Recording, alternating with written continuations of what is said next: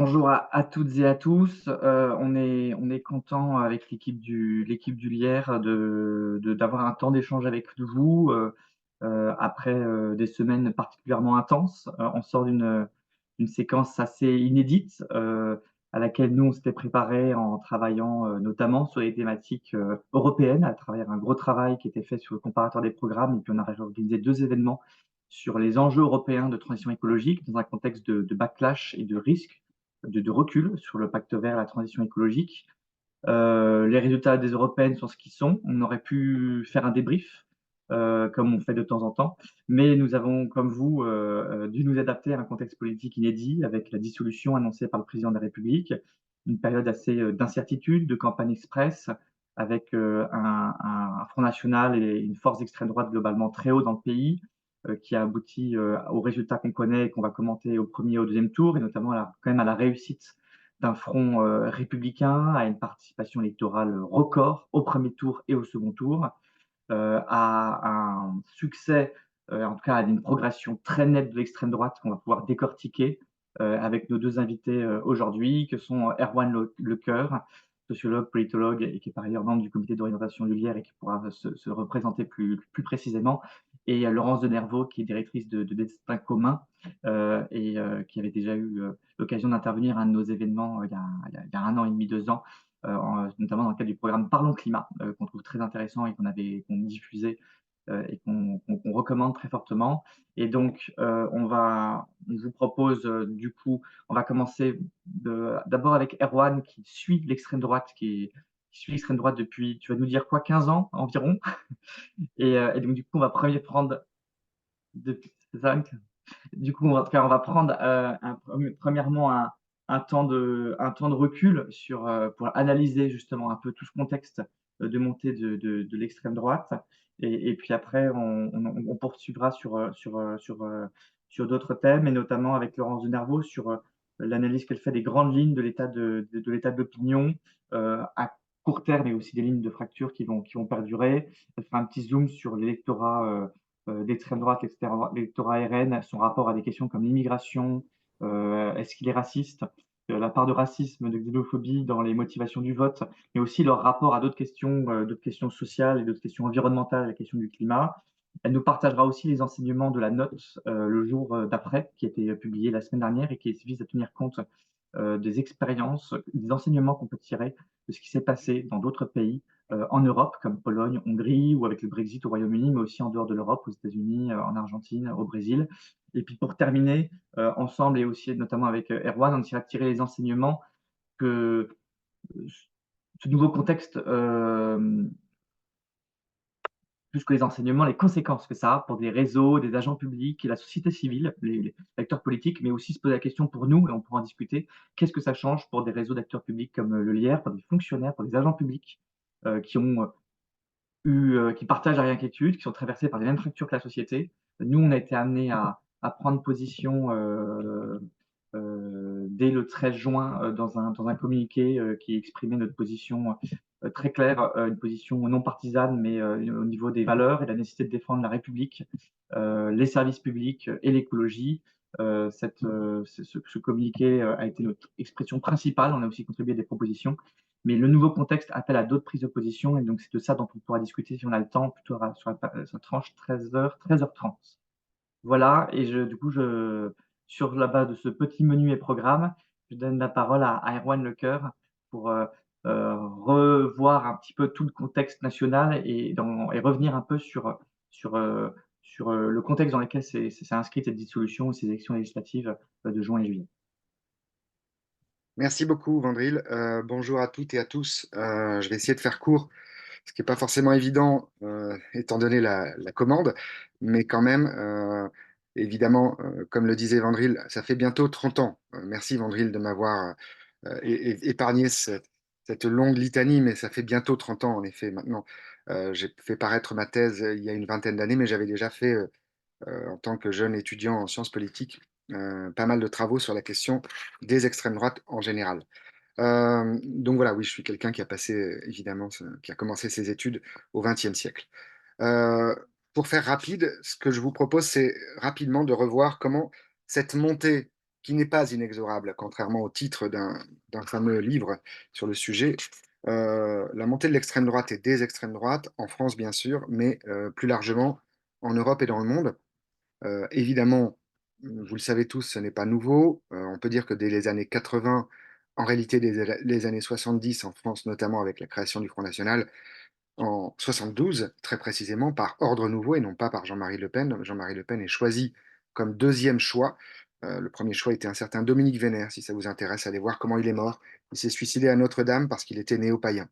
Une histoire un peu compliquée. Mais tout cela pour dire que cette montée de l'extrême droite vient de loin, les années 70, que la nouvelle droite qui a été explicitée comme telle, qui a pour objet de faire une stratégie et un langage, ce qu'on appelait la stratégie du double langage, que le Rassemblement national met aujourd'hui en œuvre, mais qui était déjà une stratégie que Bruno Maigret avait mis en œuvre au sein du Front National dès les années 80 et 90 particulièrement. Donc cette nouvelle droite, c'est, je dirais, l'adversaire principal de gens comme nous, puisque ce sont les gens qui réfléchissent à comment est-ce que l'extrême droite pourrait revenir au pouvoir, quelles seraient les choses qu'elle doit faire, comment est-ce qu'elle doit apprendre à parler différemment. Et vous avez vu lors de la dernière élection, donc au deuxième tour, entre les deux tours, que tout le monde n'avait pas compris cette stratégie au sein du Front National et du Rassemblement National, en tout cas pas les 577 candidats. Un certain nombre continuaient à parler cru. Et ça a été considéré comme une grave erreur. Donc, la montée de l'extrême droite se fait en France sur des couches géologiques électorales. Je suis très content qu'on revienne tout à l'heure sur où en est l'électorat du Front National, Rassemblement National. J'ai coutume de redire de plus en plus Front National parce qu'il me semble que ce à quoi nous assistons, c'est à nouveau un Front National, c'est-à-dire un rassemblement, notamment avec les ciotistes, comme ça avait été le cas du Front National initial, qui était un rassemblement de tendances. Je rappelle toujours, notamment aux gens qui sont un peu écologistes ou de gauche, que les extrêmes droites sont beaucoup plus diverses que la gauche ou que les écologistes. C'est-à-dire que dans les extrêmes droites, il y a des monarchistes, des néo-païens, des catho-traditionalistes, des révolutionnaires, des nationalistes et des nationaux qui n'ont pas du tout la même vision du monde, des gens qui considèrent que Jésus-Christ est vraiment l'aboutissement de l'ensemble de l'humanité, et d'autres qui considèrent que Jésus-Christ a affaibli complètement le peuple des forêts, à savoir les Européens notamment. Ces gens-là se bagarrent énormément sur des visions extrêmement différentes du monde. Je rappelle cela parce que c'est un des pièges dans lequel le système médiatique est tombé depuis longtemps, c'est de considérer qu'il y a une seule extrême droite. Même si on prend seulement les choses aujourd'hui, entre Jordan Bardella et Marine Le Pen, il y a un monde assez important. Jordan Bardella est vraiment un identitaire d'extrême droite, très très marqué à droite, assez proche finalement d'un Maigret de l'époque. Et Marine Le Pen est beaucoup plus populiste, et elle est encore plus populiste que son père, et elle est marquée par, je dirais, un ascendant très populiste, un peu gauchiste selon certains, et notamment en interne. Entre les deux, ce serait une cohabitation, puisqu'on l'a vu notamment quand Jordan Bardella parlait des retraites, il a dit l'inverse de ce qu'avait dit Marine Le Pen jusque-là. Quand il parle de l'agriculture, il dit l'inverse de ce qu'il y a dans le programme de Marine Le Pen.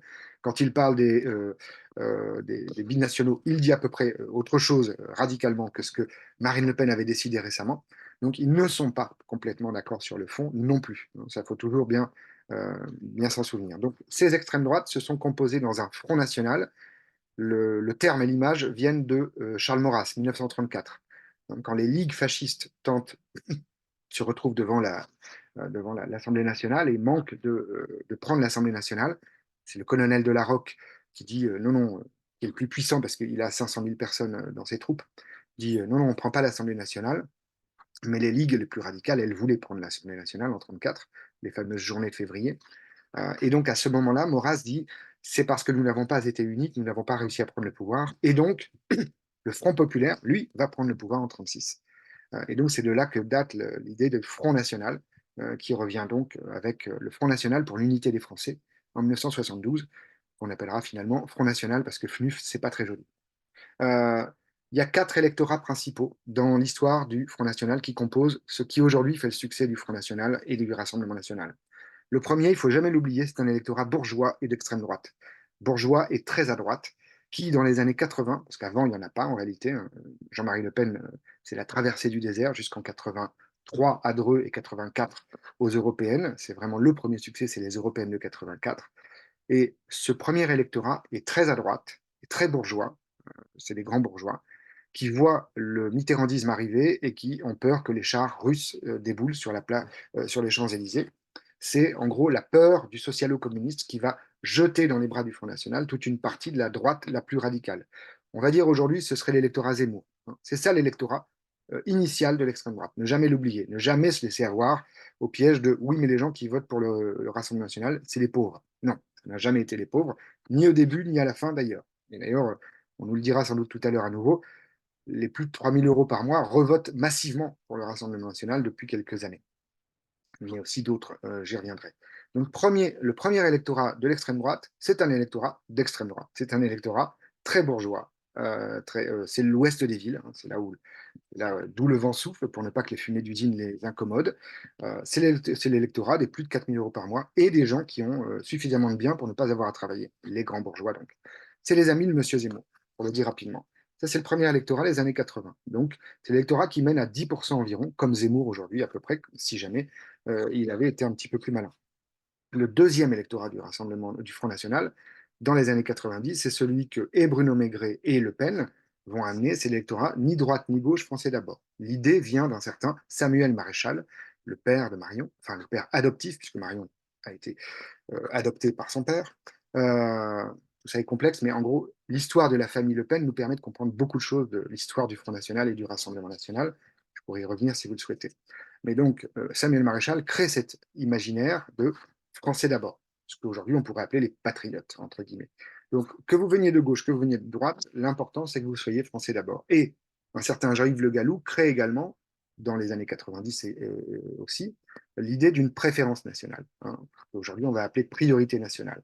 Ces deux choses, ce combo, va permettre d'ouvrir un nouvel électorat qu'on a appelé l'électorat niniste. Hein, c'est donc les chercheurs sur le sujet, dont je faisais pas encore complètement partie, mais j'observais beaucoup ce qu'ils écrivaient, parlent de l'électorat droitier, puis l'électorat niniste des années 90. Ce qu'il faut comprendre, c'est que ces électorats se cumulent. Ce sont des couches géologiques, l'une vient sur l'autre. Elle n'enlève pas l'autre complètement. Troisième électorat, c'est l'électorat qui arrive dans les années 2010, 2000 et 2010, c'est l'électorat que je vais appeler mariniste. C'est quand Marine Le Pen prend la tête du parti, elle réoriente stratégiquement les choses sur l'anti-islam, ce que son père n'avait jamais fait, hein, notamment parce qu'il considérait que les musulmans ne posaient pas de problème, parce qu'il voulait l'Algérie française, un peu logique. Mais elle compose quelque chose de nouveau sur l'anti-islam, et très laïque, et de plus en plus protecteur. Son motto, c'est l'État, la France, la nation doit protéger tout le monde. Et donc ce protectionnisme va lui amener un nouvel électorat. Donc c'est l'électorat populiste, c'est ce que j'appelle l'électorat, le troisième électorat du Front National. C'est l'électorat où on voit beaucoup de femmes arriver, alors que jusque-là, jusqu'aux années 2010, très majoritairement, c'était des hommes qui votaient Front National. Là, on voit des femmes, et aujourd'hui, il y a plus de femmes qui votent pour Marine Le Pen que d'hommes. Mais on voit aussi des jeunes, on voit aussi d'autres populations, c'est-à-dire tous ceux qui ont peur de l'islam.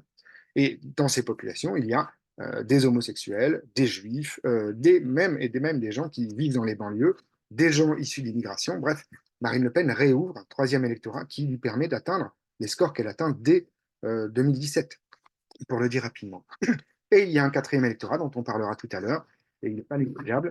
C'est ce que Luc Roucan, dans un livre récent, à partir des analyses de tout ce que fait le CEVIPOF sur le sujet, appelle la moyennisation de l'électorat du Rassemblement national. Cette moyennisation, c'est le fait que l'électorat Rassemblement national était spécifique. Faible niveau de diplôme, plutôt des zones périphériques éloignées, peu de diplôme, mais quand même un peu d'argent, parce que c'est des gens qui ont peur de perdre. Pour avoir peur de perdre, il faut avoir quelque chose, un pavillon, des voitures, un chien, etc. etc. Ce pas des gens qui sont pauvres, les plus pauvres ne votent pas Rassemblement national, c'est ceux qui sont les classes moyennes inférieures. Et la moyennisation, c'est le fait qu'on avait plutôt des électeurs qui venaient du privé, de la boutique et de l'atelier, pour le dire rapidement. Là, depuis à peu près 5 à 10 ans, on observe qu'il y a le service public, et notamment les catégories B et C du service public, dans tous les domaines, même chez les enseignants, énormément, et ça c'est pas nouveau, mais ça se confirme énormément, tous les métiers du service public avec uniforme, police, armée, un peu justice, et gendarmerie bien entendu, plus de 60% hein, dans certains cas. Donc service public, moyennisation, cadre, retraité, jeunes. Et donc, bref, ce quatrième électorat, c'est l'électorat qui ressemble de plus en plus à la population française qui vote, notamment les retraités. C'est bien évident que Contrairement aux écologistes qui font voter les jeunes, mais qui ne votent pas, parce que les jeunes ne votent pas ou peu, eh bien, le Front National, lui, comme il a un électorat qui est 35-65 ans jusqu'à maintenant, eh bien, cet électorat, quand il vieillit, eh bien, de plus en plus, c'est un électorat qui va aller jusqu'à 70 ans, 75 ans, ce qui n'était pas le cas puisque ces gens-là, les plus de 65 ans, votaient à droite. Maintenant, ils votent aussi pour l'extrême droite. Voilà un rapide composé des couches géologiques qui composent aujourd'hui. C'est plus de 10 millions de personnes. 40% de la population française a déjà voté une fois pour le Rassemblement national. Et donc, c'est plus de 10 millions de personnes.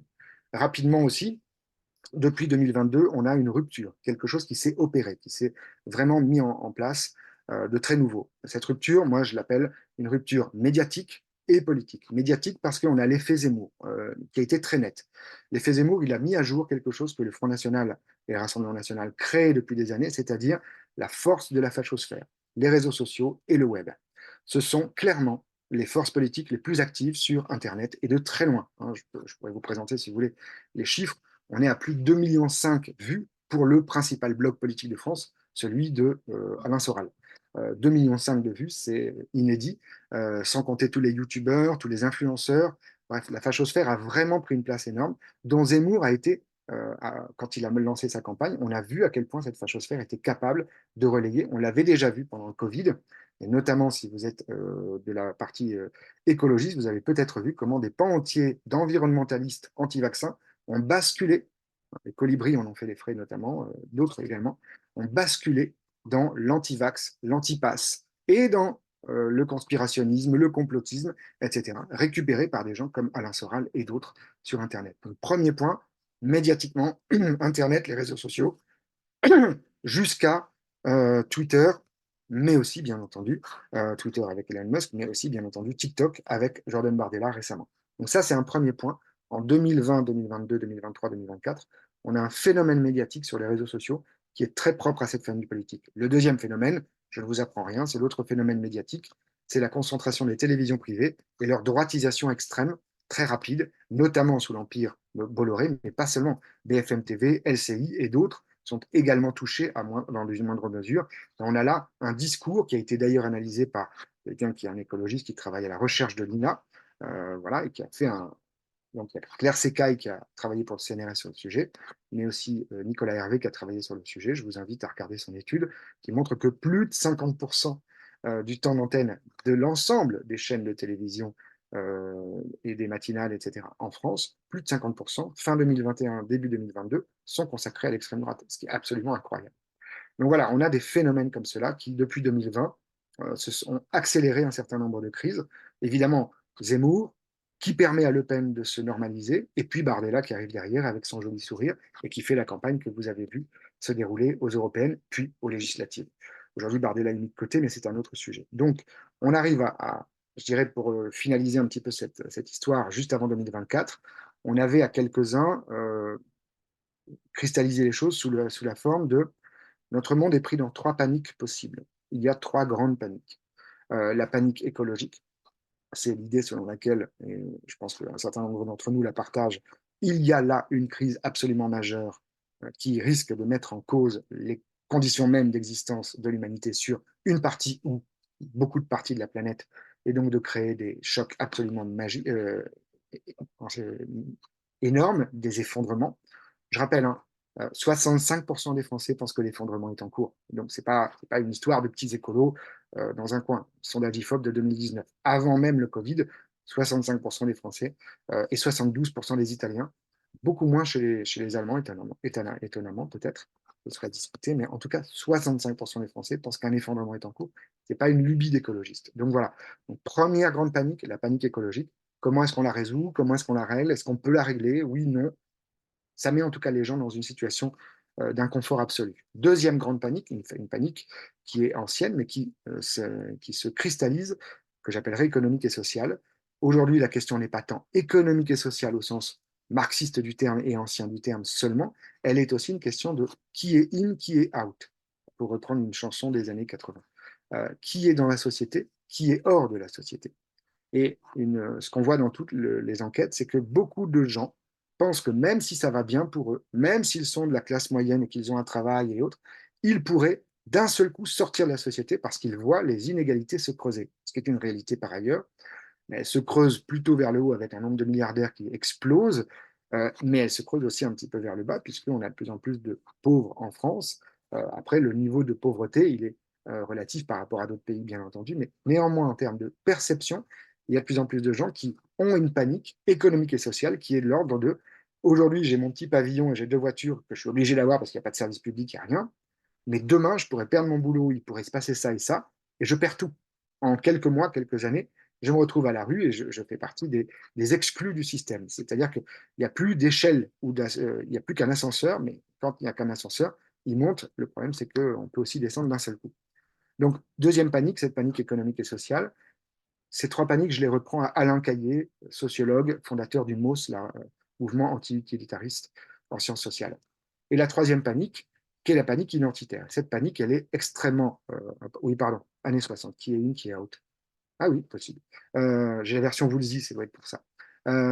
Donc, la troisième panique, elle est identitaire. Elle est celle qui est composée dans un certain nombre de pays du monde, et pas seulement d'Europe ni la France. Je vous prends l'exemple de l'Inde, que je connais bien, où la panique identitaire a mené au nationalisme hindouiste qui est au pouvoir depuis 2014. Et quand vous allez en Inde, vous sentez bien que vous êtes dans un régime presque fasciste.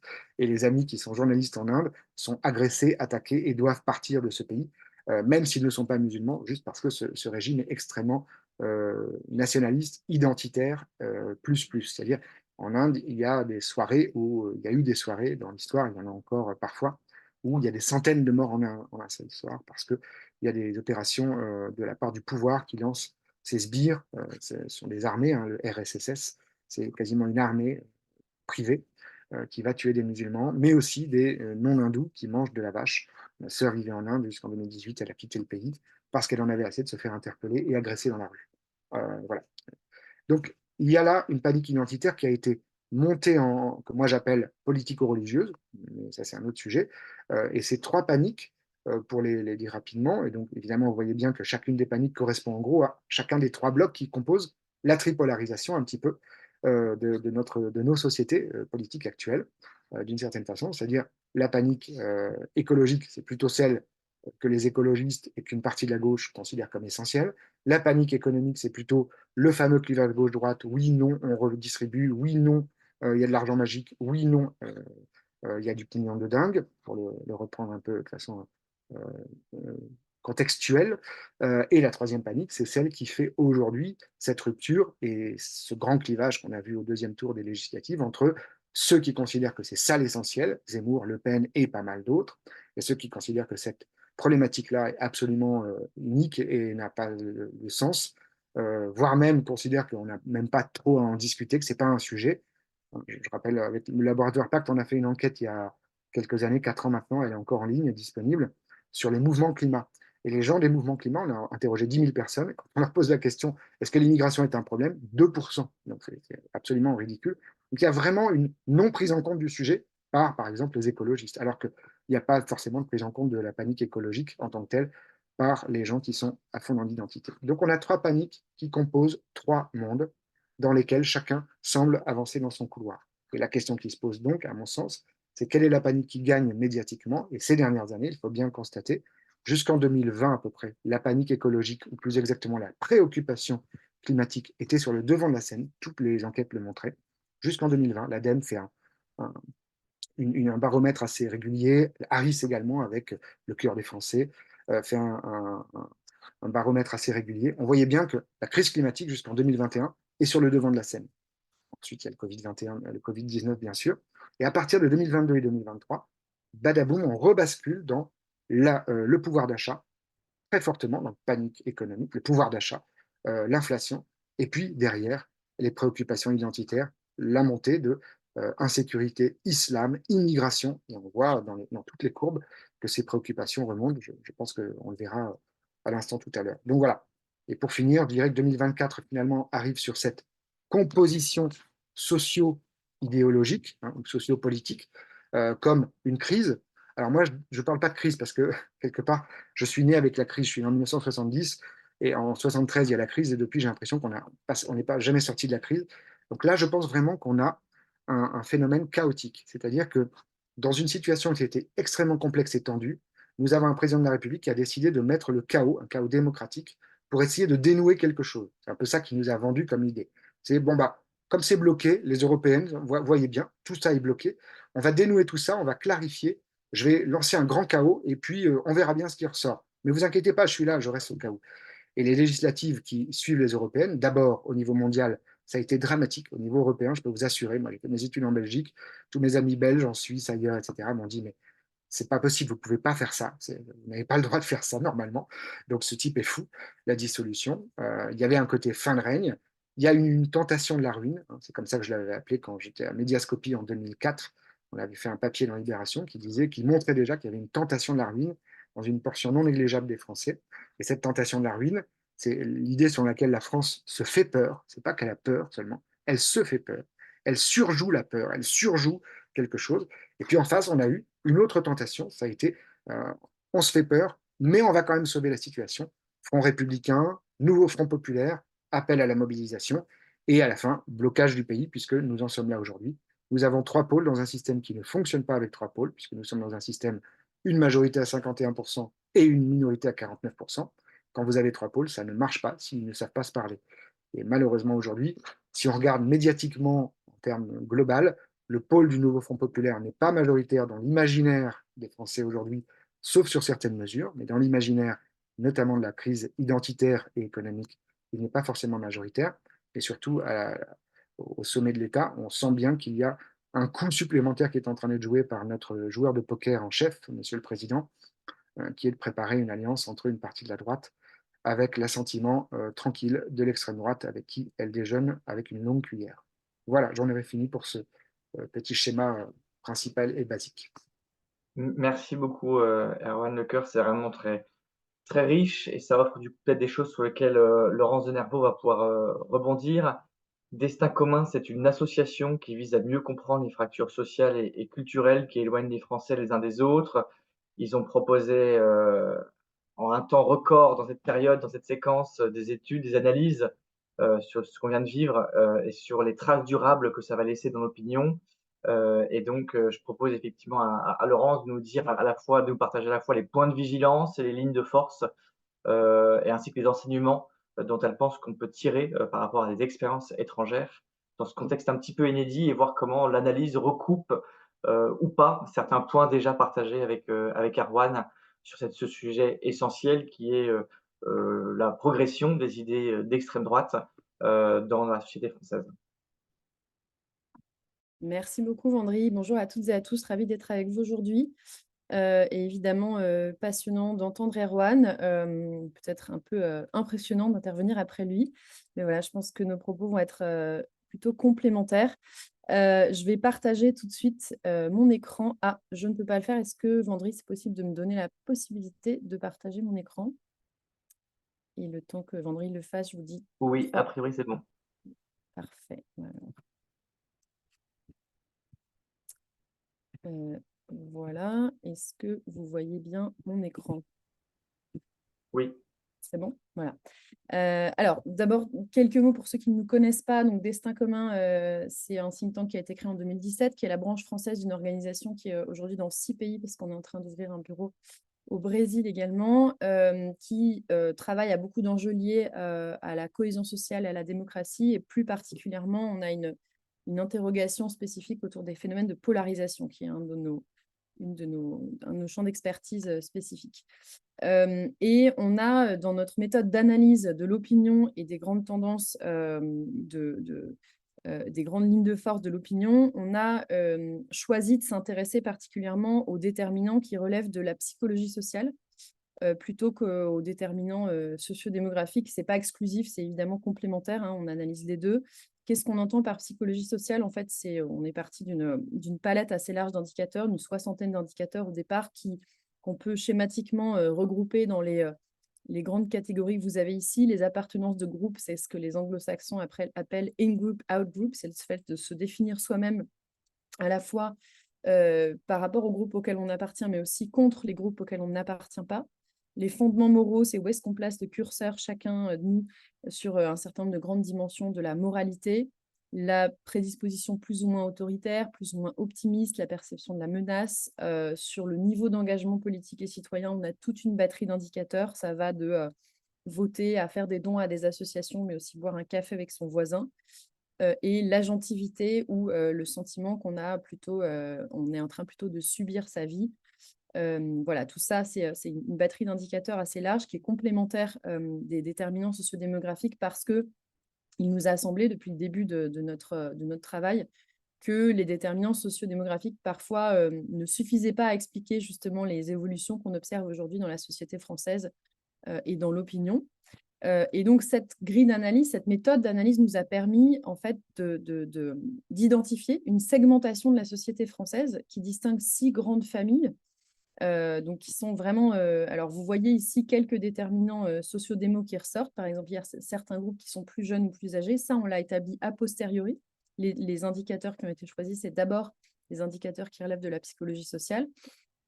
Et en fait, ces différents groupes évoluent, mais assez peu en fait depuis donc 6 ans maintenant en volume et très peu aussi dans la caractérisation qu'on en fait. On fait de l'analyse quanti, mais aussi beaucoup de quali, où on fait parler les gens pendant plusieurs heures pour essayer de comprendre la manière dont ils raisonnent.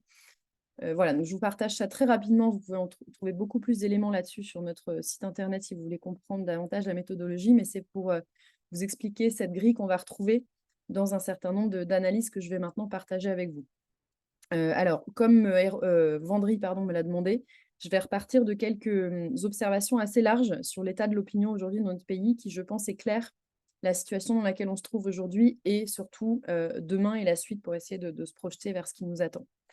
Donc, sur l'état de l'opinion en général, vous allez voir qu'il y a un certain nombre de paradoxes que je voulais partager avec vous, de points qui peuvent paraître étonnants, voire contradictoires, et qu'il faut comprendre en tant que tels. D'abord, l'opposition qu'on trouve parfois dans un certain nombre d'analyses de la recherche entre ce qu'on peut appeler bonheur individuel et déclinisme ou pessimisme collectif. C'est-à-dire que quand on demande aux Français est-ce que vous êtes globalement satisfait de votre vie, la réponse est plutôt positive. Vous voyez que la note moyenne est un petit peu au-dessus de 6 sur 10. En revanche, si on leur demande est-ce que le pays va dans la bonne ou dans la mauvaise direction, on a aujourd'hui près de 8 Français sur 10 qui disent dans la mauvaise direction. Et vous voyez que ça a progressé de plus de 10 points depuis fin 2021. Donc, même post-sortie du Covid, on va dire, ou post-Covid en tout cas.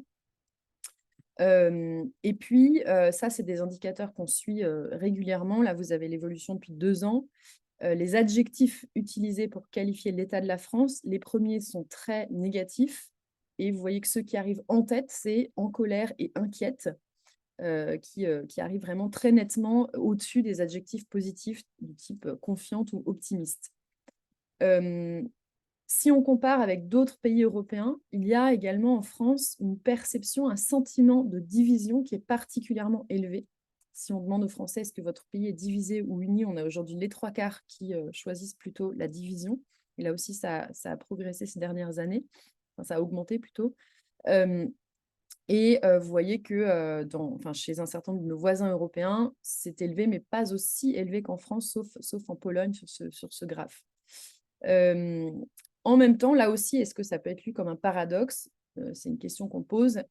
Il demeure en France un sentiment de fierté d'être français qui est très élevé, très, très majoritaire. Vous voyez que c'est 83% des Français qui disent oui, je suis fier d'être français, avec des petites nuances, hein, plutôt fier, très fier, mais quand même très, très majoritaire.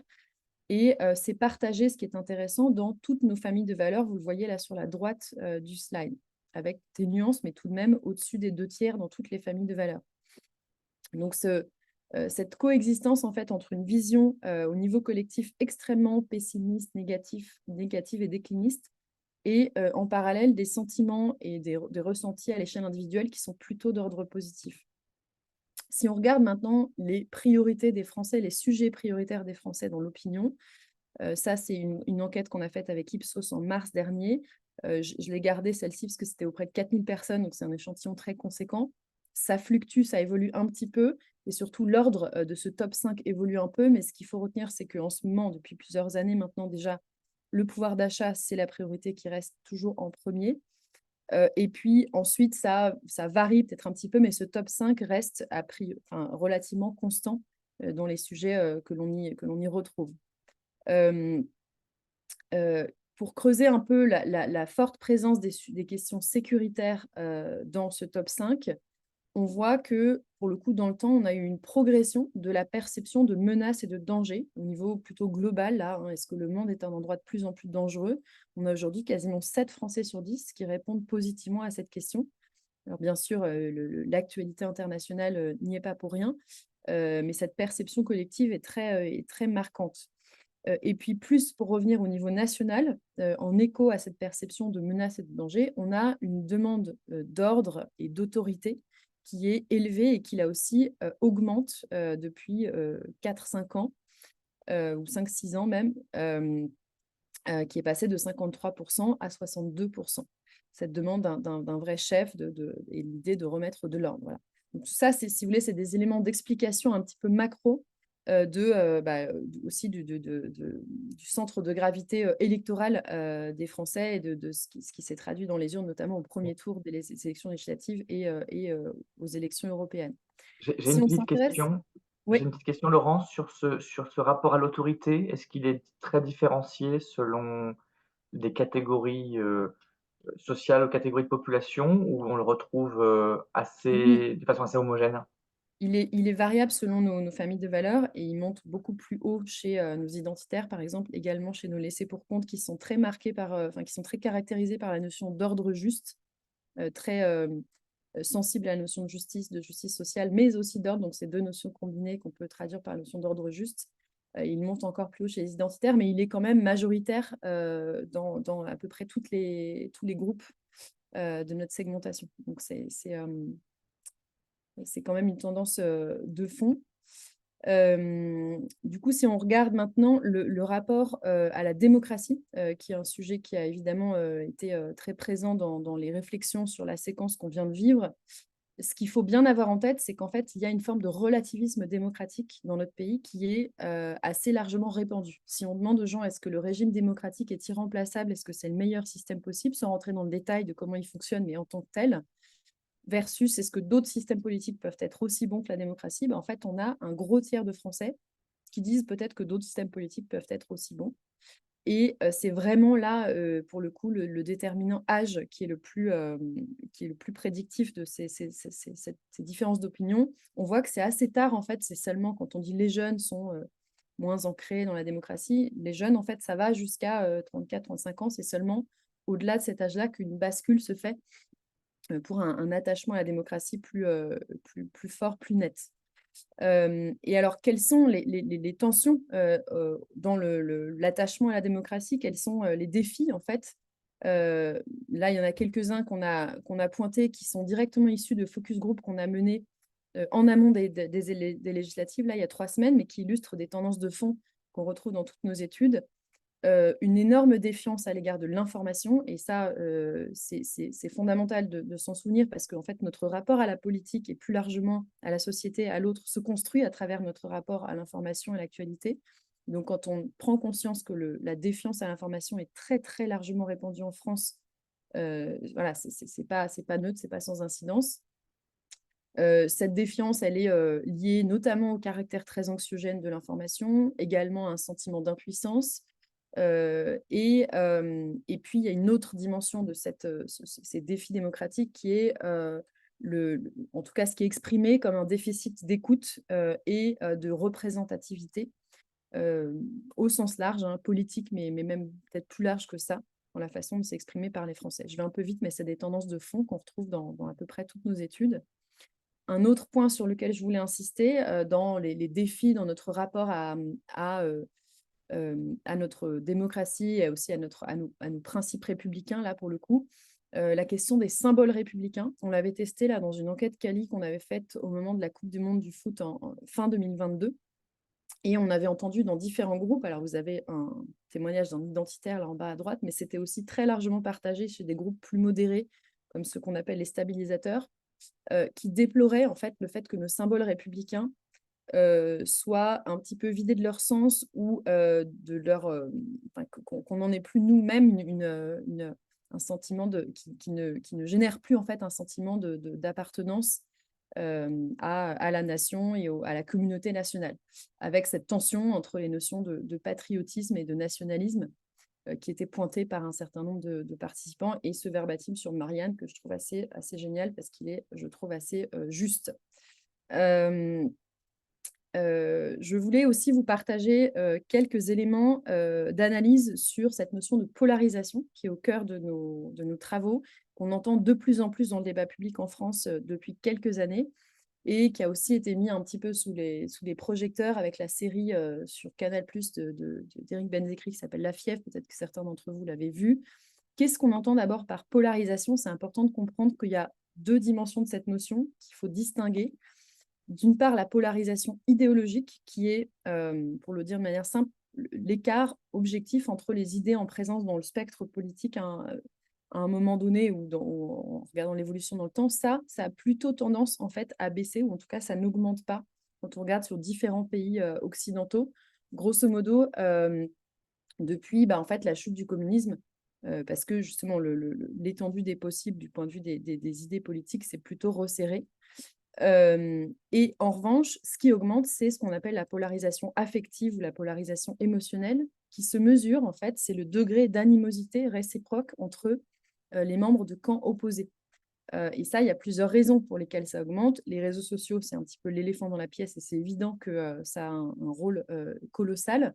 C'est aussi les sujets qui sont en présence dans le débat public. On sait que depuis quelques années, les questions sociétales en fait, ont pris plus de place dans le débat public, et que c'est des sujets qui ont plus tendance à être polarisants. Et puis une pratique de la politique qu'on appelle identity politics, qui va chercher à aller mobiliser, voire instrumentaliser ou exacerber en fait des déterminants de l'opinion qui ont trait à notre identité. Voilà. Donc, c'est pour vous expliquer un peu ce qu'il y a derrière cette notion de polarisation. En fait, en France, ce que nos travaux montrent de façon assez nette, c'est que l'idée d'une polarisation, et là je rejoins tout à fait Erwan lorsqu'il disait que la France peut-être joue à se faire peur, ou je ne sais plus quelle était son expression. En fait, la polarisation est assez largement une illusion quand on regarde vraiment l'opinion. Sur 2 épisodes qui ont été parmi les plus tendus, on va dire, dans la situation de notre pays et dans l'opinion, dans ce que le débat public, enfin, ce qui en était rapporté dans le débat public et dans les médias, les émeutes de juin dernier d'abord, on a montré qu'en fait, dans son immense majorité, la population française était plutôt dans une forme de mesure, de nuance, de prise en compte de la complexité. 3/4 des Français disaient on peut ressentir de la colère au sujet de la mort de Noël et en même temps penser que la police a une mission particulièrement difficile. Un moment où en fait on était sommé de choisir un camp entre les partisans, enfin les anti-flics et les anti-jeunes des quartiers, pour faire simple, c'était vraiment ça. Et de la même façon, en fait, il y a un sentiment qu'il y a un climat d'hostilité envers les jeunes des quartiers qui inquiète une majorité de la population. Et ces personnes qui disent qu'elles en sont inquiètes disent aussi très majoritairement qu'elles sont inquiètes de l'hostilité envers les policiers. Donc là aussi, une forme de prise en compte de la complexité et de nuances. Même constat, même si c'est évidemment des situations et des contextes totalement différents, sur un autre sujet particulièrement clivant dans le débat public qui est le conflit au Proche-Orient. On voit qu'en fait, la grande majorité des Français n'a pas vraiment choisi un camp. Soit je soutiens les deux camps de manière égale, soit aucun des deux camps, soit je n'ai pas d'opinion. Si on cumule tout ça, ça fait quasiment les 3/4 des Français. Et puis, si on regarde en fait de manière croisée le sentiment d'empathie ou d'inquiétude à l'égard des populations, on voit qu'il y a en fait, il n'y a pas de ce que certains ont pu appeler une hémiplégie de l'empathie.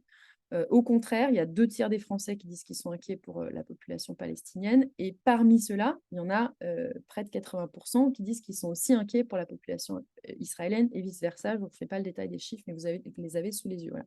Donc ça, c'est juste pour remettre, si vous voulez, un peu là aussi de nuances dans cette histoire d'une France ultra polarisée et au bord de la guerre civile qu'on a voulu nous raconter, y compris le président de la République lui-même qui a repris, qui a agité ce spectre de la guerre civile, je trouve, de façon totalement irresponsable avant le premier tour des élections. J'enchaîne du coup sur un zoom sur l'extrême droite et en particulier les électeurs du Rassemblement national. Et là, évidemment, Erwan est beaucoup plus expert que moi en la matière, mais je vais partager quelques éclairages qui, je pense, sont complémentaires de ce qu'il vient d'exposer. D'abord, la question de la diversification de l'électorat et sa moyennisation, hein, pour reprendre le terme d'Erwan.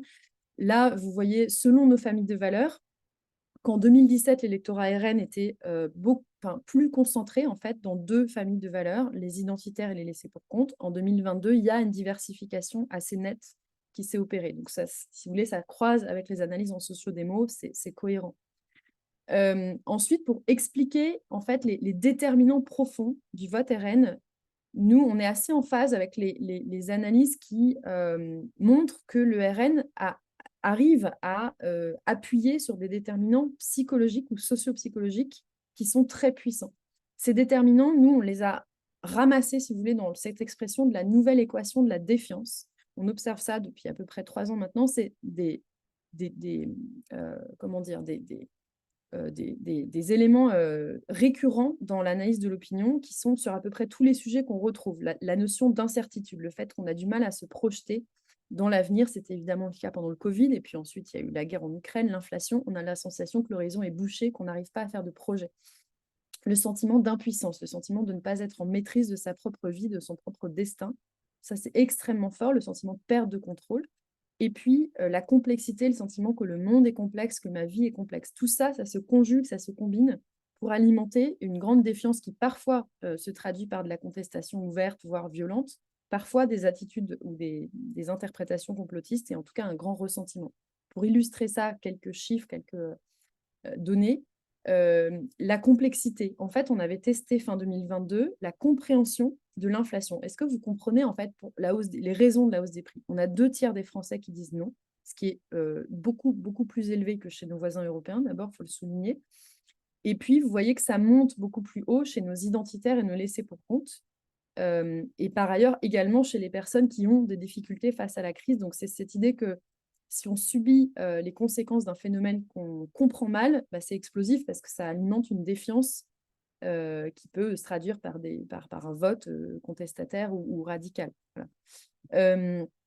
La défiance aussi à l'égard des médias, qui est vraiment le corollaire de la défiance à l'égard de la politique, c'est les 2 faces d'une même pièce, en fait, parce qu'on voit que nos identitaires et nos laissés pour compte, là aussi, qui sont les 2 familles, même si c'est diversifié aujourd'hui, où l'électorat RN est le plus surreprésenté, on voit que c'est les 2 familles qui disent le plus que les politiques, en fait, manipulent les informations qu'on voit et qu'on lise, et on retrouve énormément de verbatim autour de cette idée de la manipulation chez ces groupes-là. Vous avez aussi un attentiste là dans le premier verbatim, mais ce sont des choses, j'aurais pu vous mettre une vingtaine de verbatim de cet ordre-là. C'est très, très, très récurrent dans les enquêtes qualitatives qu'on mène. Ça va vite et je balaye beaucoup de sujets, donc ça, je suis désolée pour le caractère un peu condensé de tout ça, mais on s'était dit avec Erwan que c'était intéressant de faire un petit point aussi sur le débat essentiel qui est aujourd'hui dans le débat public sur est-ce que, en gros, les électeurs RN sont racistes, quelle est la place du racisme dans la motivation du vote RN. On sait que l'opposition à l'immigration, c'est le déterminant d'opinion le plus prédictif du vote RN. Le déterminant sociodémo, c'est plutôt le faible niveau de diplôme aujourd'hui. Mais ce qui est important, c'est de comprendre que ce scepticisme à l'égard de l'immigration, cette opposition à l'immigration, n'est pas forcément synonyme de racisme, ou du moins à la fois dans la façon dont les Français le vivent, le ressentent, le disent, et aussi dans ce qu'on peut en comprendre derrière dans ces déterminants. On a seulement 35% des Français qui considèrent qu'être contre l'immigration relève du racisme. Et ça, c'est le discours de Marine Le Pen, en fait. Donc, c'est un petit peu CQFD, entre guillemets. Sur la préférence nationale aussi, on a seulement 4 Français sur 10 qui considèrent que l'idée de préférence nationale est raciste. Donc, il y a, si vous voulez, un contour des notions et des définitions qui bougent beaucoup.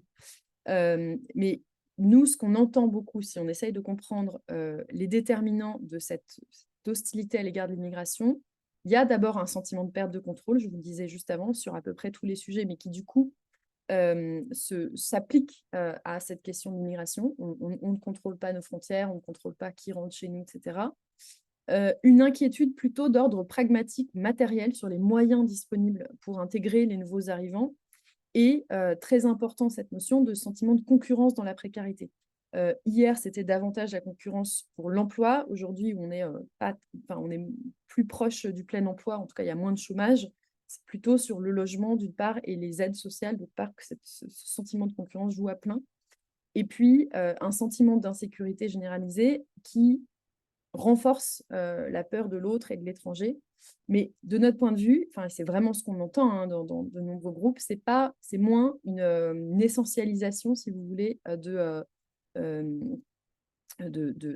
rapport à l'autre et qui pourrait relever vraiment ce qu'on appelle racisme. Et pourquoi est-ce qu'on insiste là-dessus? C'est qu'il nous semble que le fait de qualifier les électeurs RN de racistes, forcément, c'est rare qu'on dise qu'ils le sont tous, mais ce discours, en tout cas, revient pas mal en ce moment dans le débat, nous semble également dangereux parce que là aussi, la recherche en psychologie sociale et en sciences cognitives montre que, en fait, la stigmatisation produit du cynisme et de la radicalité.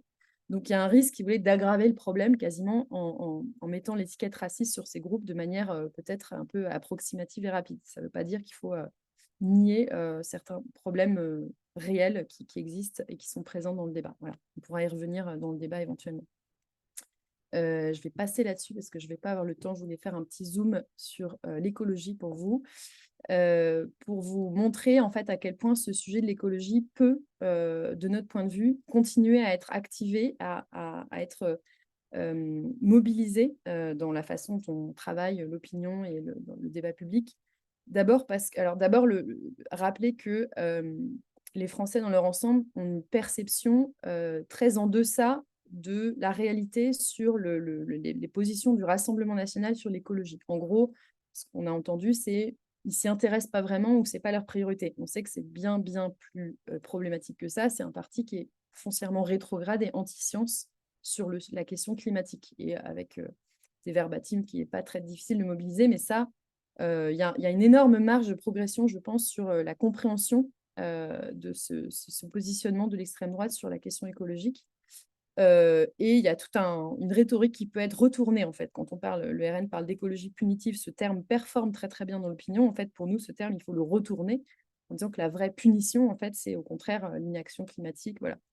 Parce qu'on sent qu'il y a beaucoup d'acteurs politiques qui sont un petit peu embarrassés ou prisonniers de ce terme d'écologie punitive. Ils n'arrivent pas à s'en débarrasser. Pour nous, il faut simplement le retourner comme un gant. C'est pas si simple, mais ouais. Ensuite, rappeler que l'idée que l'écologie peut encore être un sujet qui rassemble plutôt qu'un sujet de division, ça a baissé, c'est passé de 67% en 2020 à 53% en 2024, mais ça reste quand même majoritaire. Alors même, quand je vous disais tout à l'heure, on a 3/4 des Français qui disent notre pays est divisé foncièrement. Donc, il faut s'accrocher à cette idée que l'écologie peut être une cause qui nous rassemble plutôt qu'un sujet qui nous divise. Je vais passer un peu vite là aussi parce que je vois l'heure qui tourne très très rapidement et je voudrais simplement rappeler que un des points majeurs de tension évidemment sur cette question de l'écologie, c'est la mise en concurrence entre pouvoir d'achat et climat. Cette mise en concurrence, elle est complètement construite par le RN. Enfin, en tout cas, c'est un des axes sur lesquels il se mobilise le plus.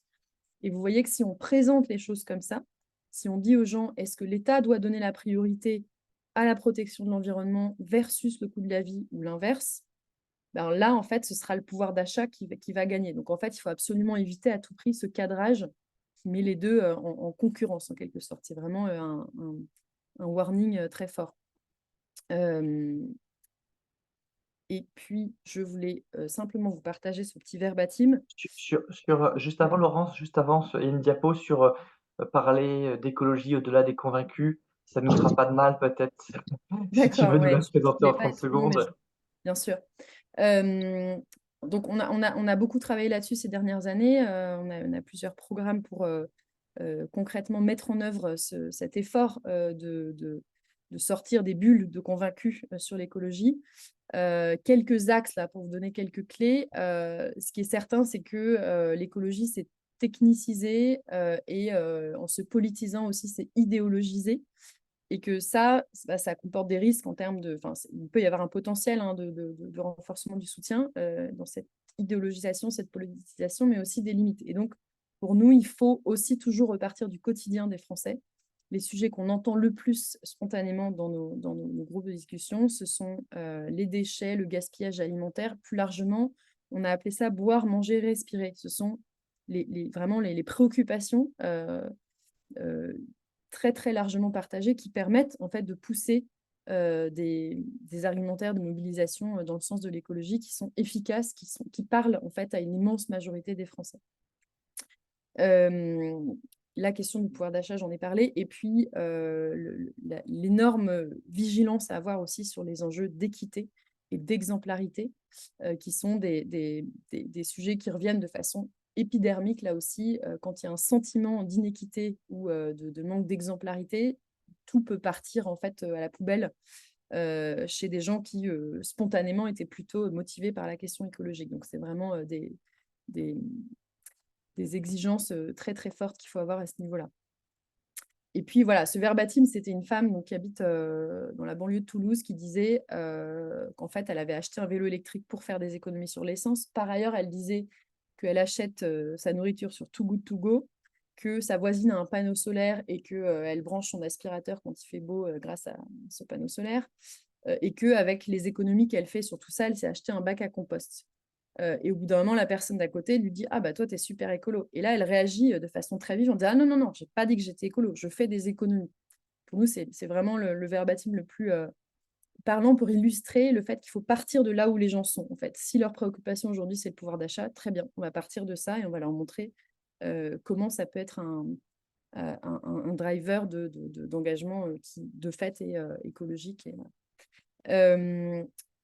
En quelques minutes pour terminer, je voulais aussi, donc là je passe vraiment à un autre ordre de considération, vous partager quelques analyses issues d'un rapport qu'on a publié dans l'Entre-deux Tours, intitulé Le jour d'après, où on a sollicité en fait des contributions d'experts de 6 pays qui ont connu des épisodes de prise de pouvoir de l'extrême droite populiste.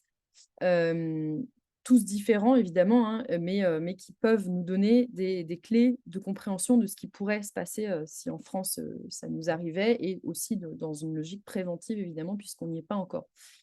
Et donc on en a extrait 7 enseignements clés pour la France, qui sont à différents niveaux. Donc voilà, les pays qu'on a mobilisés, il y a la Hongrie, la Pologne, l'Italie, les États-Unis, le Brésil, et le Royaume-Uni, c'est sur un autre plan, c'est plutôt pour analyser la façon dont ils ont surmonter une fracture, une rupture majeure qui a été celle du Brexit. Le premier enseignement, c'est un peu macro, c'est le fait que bien sûr, il y a des analogies nombreuses, mais jamais une coïncidence parfaite entre tous ces exemples, entre tous ces épisodes de prise de pouvoir par l'extrême droite populiste.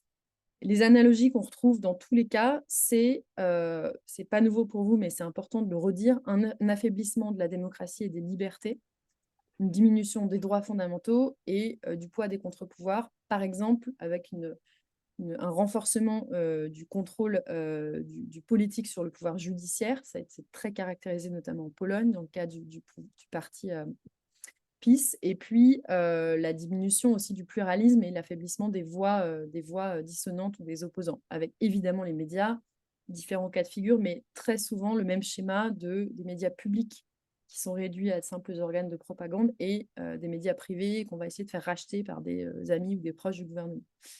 Un point important, c'est de signaler que, parce qu'on dit parfois qu'une fois qu'ils arrivent au pouvoir, en fait, ils sont obligés de mettre de l'eau dans leur vin. L'expérience de ces différents pays montre l'inverse, que l'exercice du pouvoir, au contraire, leur permet de renforcer leur radicalité à la fois sur un schéma horizontal et vertical. Je n'ai pas beaucoup de temps de développer, mais vous pourrez lire ça plus en détail dans le rapport. Il y a pour autant, bien sûr, des différences importantes entre la situation de la France aujourd'hui et de tous les pays qu'on a étudiés.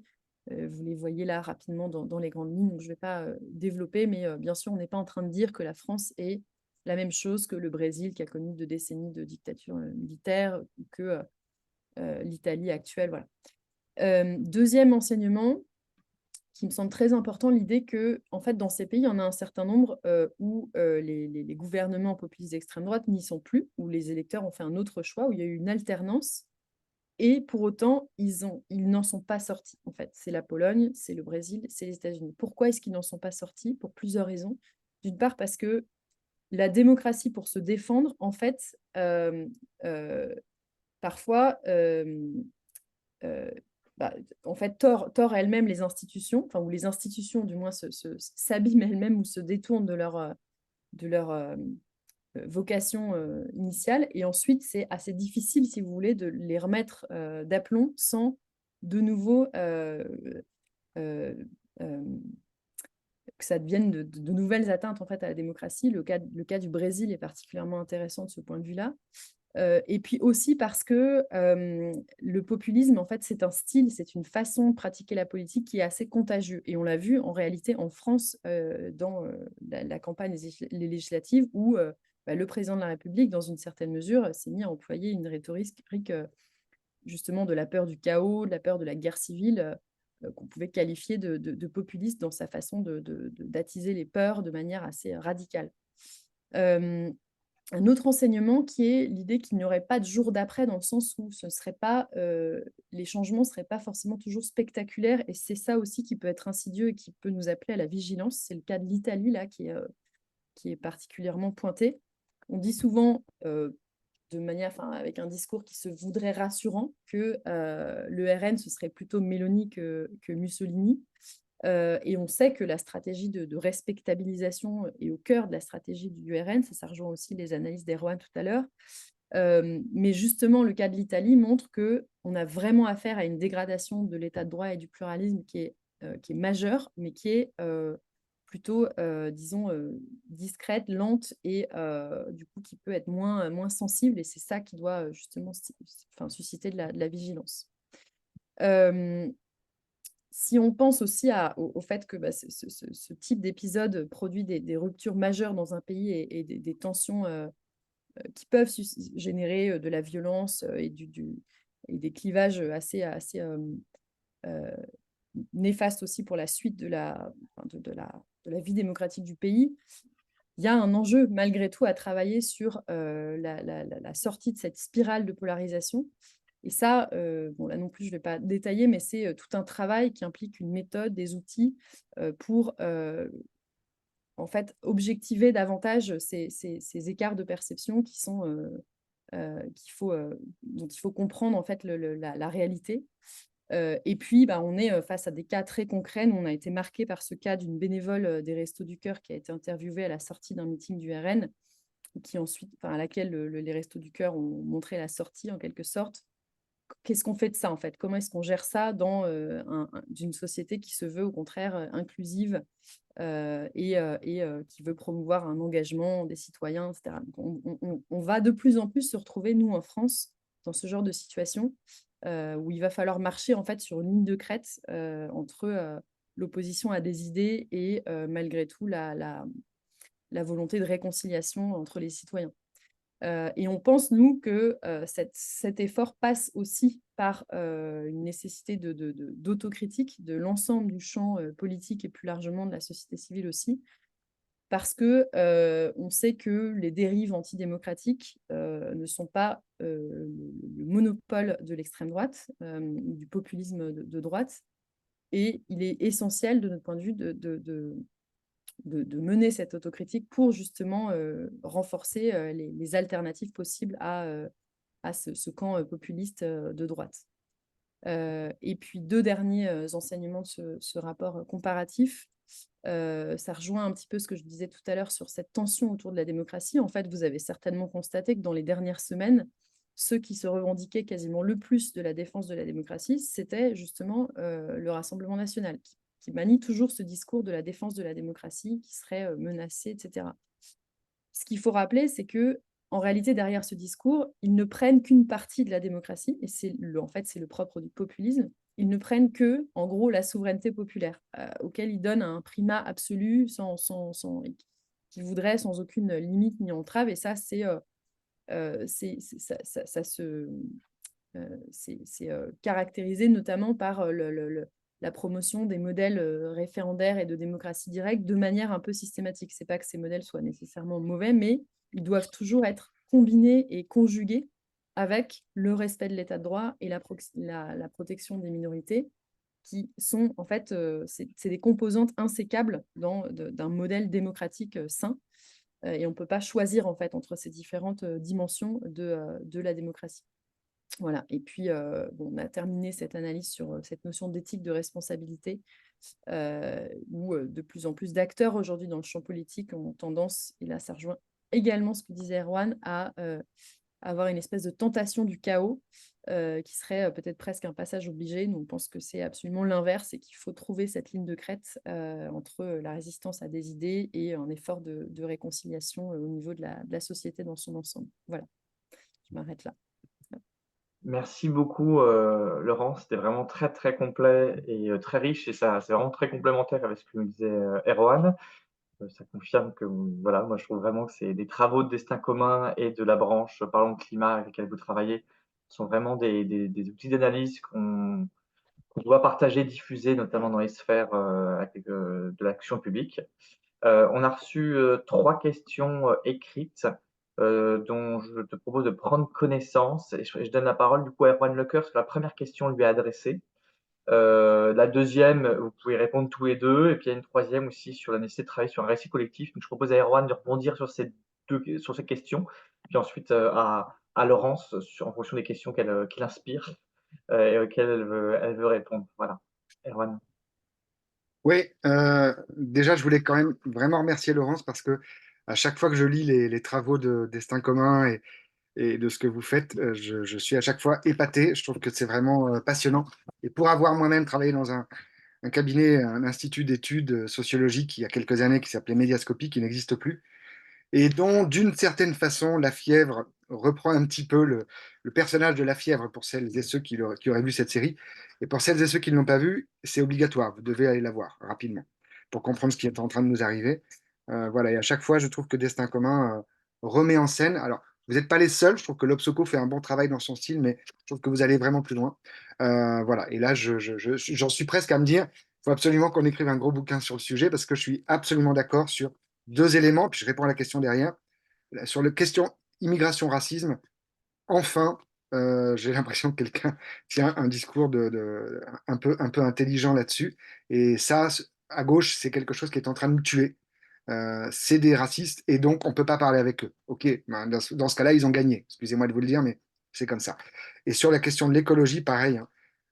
Voilà, il y a vraiment quelque chose là qu'il faut que les écologistes, tu as raison, Vandril, euh, réapprennent, et pas seulement les fonctionnaires, aussi les dirigeants politiques réapprennent à comprendre les choses sur le temps long et quel est leur véritable rôle et en quoi ils peuvent être efficaces. Donc, lire Thierry Libart et consulter ce que fait Destin commun, par exemple. Voilà, je réponds rapidement aux questions. Marine Le Pen joue la protection et pourtant les services publics ou les fonctionnaires sont attaqués, en effet, pour une raison très simple et fondamentale et historique, c'est qu'on parle de l'extrême droite. Et comme son nom l'indique, l'extrême droite est de droite, contrairement à ce que certains voudraient nous faire croire. Et quand on est de droite et qu'on est populiste en plus, on considère, un, que les syndicats sont en gros vendus et politisés, donc on ne veut pas de syndicats, et en général, on ne veut pas de groupe intermédiaire, quoi qu'il en coûte. Le populisme, c'est pas de groupe intermédiaire. Je suis le chef, c'est moi qui décide, et j'ai pas besoin des fonctionnaires, j'ai pas besoin des syndicats, j'ai besoin de personne pour que le peuple m'aime. Et plus il y aura de fonctionnaires, plus il y aura de syndicats, plus il y aura de groupes intermédiaires, quels qu'ils soient, bref, d'instances potentiellement de contre-pouvoir, donc démocratiques, eh bien, moins je suis dans le pays que je veux. Et donc, oui, Marine Le Pen veut protéger les Français, mais pour protéger les Français, il faut moins de fonctionnaires. C'est ça qu'elle explique en réalité. Et là, il y a une logique qui, en effet, nous échappe, nous, en tant qu'amoureux du service public, et donc potentiellement des fonctionnaires, du fait qu'il y ait des gens, etc. Mais il faut bien voir fondamentalement que pour eux, protéger les Français, c'est moins de juges, moins de fonctionnaires, plus de policiers, plus d'armée, etc. Mais donc, c'est quelque chose à contre-courant, notamment parce que les fonctionnaires sont, c'est bien connu dans cet imaginaire-là, des profiteurs, des gens qui ne travaillent pas, et donc il faut les éradiquer. Et c'est là que le populisme de droite n'est pas le populisme de gauche. Je réponds aussi à une question qui a été posée. Il y a un populisme du démos, du démocratique, sur lequel il joue en disant mais regardez, l'élection nous donne raison. Oui, Hitler a été élu à 33%, en effet, tout à fait. Mais de même que Erdogan, de même que Poutine, c'est truqué, mais c'est une élection, de même que Modi en Inde, de même que Trump, etc. Ils sont élus. Mais c'est pas ça la démocratie. La démocratie, c'est un système beaucoup plus complexe de contre-pouvoir, comme ça a été rappelé tout à l'heure. Et donc, il faut faire attention parce que ce double langage qui a été inventé dans les années 80-90 est une falsification. En réalité, l'extrême droite a toujours été anti-républicaine, anti-démocratique, et elle le restera. Le but du jeu, c'est d'affaiblir les instances, quelles qu'elles soient, démocratiques, et notamment celles où il y a des fonctionnaires qui sont au service de l'État. Et eux, ils ne veulent pas quelqu'un au service de l'État avec un sens propre, sauf de l'État français éventuellement sous Pétain. Ils veulent des fonctionnaires au service d'un projet politique qui est le leur. Et c'est là que, quelque part, il y a une grosse différence, mais d'un projet politique qui est l'affaiblissement de la protection de l'État. Et le projet politique, c'est quand même de mettre en cohésion directe, en lien direct, comme disait Freud, hein, c'est Freud, 1922, la mimésis et le chef, de mettre le peuple en lien direct avec son chef. Et il ne faut pas d'intermédiaire. Et c'est là qu'en fait, on se fait tout savoir, c'est qu'on pense que quand ils disent démocratie, ils vont faire fonctionner le système démocratique. Non, ils vont l'affaiblir. Soit dit en passant, dans les CALI, on a aussi, peut-être que Laurence pourra en parler, des tas de gens qui disent oui, mais ça, Sarkozy et Macron et les autres, ils l'ont déjà fait, affaiblir les services publics et enlever les gens. Ce qui n'est pas complètement faux d'ailleurs. J'avais vu deux autres questions auxquelles je peux apporter des petits éléments, puis je laisserai Laurence compléter. Comment est-ce que l'articulation entre les différentes paniques que je mentionnais, oui, très clairement, pour répondre à Mathieu, le lien très fort entre panique socio-économique et panique identitaire. Alors, je dis oui, et en fait, je pense oui, mais tout de suite. C'est-à-dire qu'en réalité, la gauche a toujours essayé d'expliquer le vote Front National par la crise sociale. C'est une erreur fondamentale. Ce n'est pas la crise sociale seule qui explique le vote Front National, loin de là. Comme l'expliquait Laurence, c'est la peur du déclassement et de la sortie du groupe des nous qui fait, c'est l'imaginaire et donc la peur d'être déclassé dans un système social qui ne fonctionne plus comme on l'imaginait, et la peur de perdre ce que j'appellerais, sans attaque, hein, mais une forme de privilège. Et le terme de privilège est très important dans le système psychosociétal des électeurs du Rassemblement national. Ils considèrent qu'ils sont privilégiés pour être nés ici et qu'il faut qu'ils aient droit à un privilège. C'est le nativisme et c'est ce qui fait que dans les pays du Nord, dès les années 80, il y avait des mouvements d'extrême droite qui travaillaient là-dessus en disant mais on ne voit pas pourquoi des gens qui viennent du bout du monde, ils auraient les mêmes privilèges que nous. Nous avons des privilèges, nous avons construit un système complexe aux Pays-Bas, en Suède, etc. On ne voit pas pourquoi on donnerait tout ça à des gens qui viennent d'arriver. Il faut à un moment donné qu'ils gravissent les échelons pour avoir droit aux mêmes privilèges. Pensez bien au thème du privilège, parce que c'est ce qui fait que ce n'est pas seulement une panique socio-économique qui fait une panique identitaire. Le lien n'est pas direct. Le lien, il se fait beaucoup plus par les incivilités, parfois, que par le problème socio-économique. Sinon, on se fait avoir je dirais au discours qui est ah oui, mais si vous nous donnez de l'argent, alors on arrête de voter pour le Rassemblement national. C'est faux, je le rappelle. Les plus de 3 000 euros par mois votent désormais très massivement pour le Rassemblement national. Ils n'ont pas besoin d'argent. Ils ont besoin d'espoir, ils ont besoin d'amis, ils ont besoin que la télé arrête de leur raconter des bêtises, et ils ont besoin d'un pavillon qui a des grandes fenêtres et une plus petite télé, pour le dire très rapidement, un peu abruptement. Et donc, est-ce qu'il n'est pas possible de tirer le fil que la panique socio-économique dans la durée nécessite de répondre aux enjeux environnementaux? Moi, je pense, comme ça a été bien expliqué par Laurence, que une des prises, c'est la panique écologique est au moins aussi importante que la panique socio-économique. Sauf que les gens ne le disent pas. Mais ce que Laurence nous a rappelé, et que moi je vois dans les CALI depuis des années, c'est que les gens, être écolo, c'est en fait être économe, potentiellement. Et que là, il y a une sortie d'une crise et identitaire, et écologique, et économique, qui est possible. Et ceux qui auraient pu avoir et qui ont encore un petit peu des réponses à ces questions sont les écologistes quand ils font de la bonne écologie et quand ils arrêtent de faire sans arrêt encore plus peur qu'il n'est besoin. Donc là, il y a en effet, je pense, pour répondre à la question, oui, il y a là un sujet qu'il faut travailler et en termes de façon d'aller parler aux gens et en termes de proposer des solutions écologiques, économiques. Je rappelle que c'est la même oikos, c'est la même racine. C'est pas complètement un hasard à mon avis. Merci beaucoup, Erwan. Laurence? Oui, bah, juste pour abonder dans ce sens sur l'écologie, parce qu'il y avait une question sur l'écologie du bon sens. Ce terme a été utilisé par le RN à un moment où ils ont commencé à faire un coming out sur un semblant de doctrine écologique. C'était, il me semble, il y a 1 an. Et en fait, enfin, il a pas tellement été finalement habité et utilisé par le RN. Ils l'ont finalement assez vite laissé tomber pour parler plutôt d'écologie punitive. Donc, de notre point de vue, ce terme, il est un peu à prendre, quoi, à saisir. Alors, bon, c'est potentiellement un défi parce qu'il a quand même été un peu habité par le RN, mais quand même, et en fait, cette expression de bon sens, nous, on l'entend beaucoup là aussi en Cali, notamment, par exemple, associée à la notion de sobriété. On avait fait beaucoup de quali sur la sobriété l'année dernière et les gens disaient, bah, en fait, pour moi, c'est du bon sens. Et par exemple, mon grand-père me disait déjà, c'est pas Versailles ici, ce genre de choses, quand on parlait de la sobriété énergétique, le fait d'éteindre les lumières, etc. Au moment de la crise énergétique, voilà. Et, et donc, oui, je pense qu'il faut, enfin, il y a quelque chose là sur lequel on peut s'appuyer. J'ai une autre idée qui m'échappait, c'est pas grave, ça va me revenir.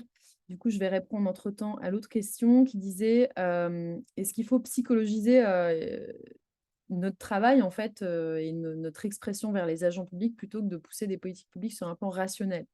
Alors, je pense que c'est pas l'un ou l'autre parce qu'évidemment, les politiques publiques, ça part d'un travail rationnel sur la réalité des besoins et des moyens qu'on peut apporter, etc. Mais je pense que, si vous voulez, notre travail vise à permettre de comprendre comment les gens raisonnent et d'en tenir compte dans la façon dont on va accompagner l'appropriation des politiques publiques, des décisions politiques qui sont prises. Je vais vous donner un exemple qu'on a été amené à décliner dans le cadre d'un travail avec la métropole du Grand Lyon, justement, Vendry n'y a pas été pour rien. On avait fait une grosse enquête sur le rapport des Français à la mobilité et la transition des mobilités. Et on avait montré à quel point l'attachement à la voiture, dont on parle beaucoup en ce moment et qui est au cœur du discours du RN aussi, en fait, là aussi, est très lié à des déterminants socio-psychologiques, mais qui rejoignent tout à fait ce qu'Arwan disait à l'instant sur la peur du déclassement et aussi le sentiment de perte de contrôle. En fait, le triptyque de l'attachement à la voiture, c'est l'attachement à la liberté. Beaucoup de gens, enfin 80% des gens qui disent c'est la seule façon aujourd'hui de me sentir vraiment libre. L'attachement à la propriété, des gens qui disent ma voiture, c'est ma deuxième maison et je suis chez moi dans ma voiture. Et le côté intimité, des gens qui disent je ne veux pas voyager avec des gens que je ne connais pas, en fait, ça me plaît pas, etc. Et en fait, pour des gens qui sont marqués par un sentiment de perte de contrôle, qui ont l'impression de ne pas être aux manettes de leur propre vie, c'est comme ça qu'on l'avait dit, en fait, conduire, c'est rester au volant de sa vie, en fait, c'est quasiment ça. Donc, une fois qu'on a compris ça, en fait, ça permet d'en tenir compte pour pas être dans un combat, disons, frontal pour dire aux gens il faut que vous arrêtiez la bagnole, mais plutôt pour se dire comment j'arrive enfin, permettre de préserver ces choses qui sont importantes pour eux d'autres façons. Donc, ça va être bien sûr la voiture électrique avec les leviers qu'il va falloir, enfin les freins qu'il va falloir lever, mais aussi, par exemple, le vélo. Nous, on avait fait toute une recommandation sur l'idée que ma deuxième voiture est un vélo, par exemple. Il y a plein de foyers en France qui ont deux voitures. On ne va pas forcément leur faire abandonner la voiture complètement, mais le vélo, on continue de cocher la case liberté, la case propriété et la case intimité. Donc, pour ces gens-là, bah, voilà, ça marche de ce point de vue-là. Voilà, c'est des réflexions comme ça qui permettent de prendre en compte la psychologie sociale pour améliorer et optimiser en fait l'appropriation des politiques publiques. Merci beaucoup, Laurence, c'est vraiment super riche et ça nous donne envie de poursuivre les travaux de notre côté avec tout un tas de partenaires avec lesquels vous êtes aussi amenés à travailler. Pour tenir dans les délais qu'on s'est donnés, on vous propose, Raphaël intervient pour une rapide conclusion. Et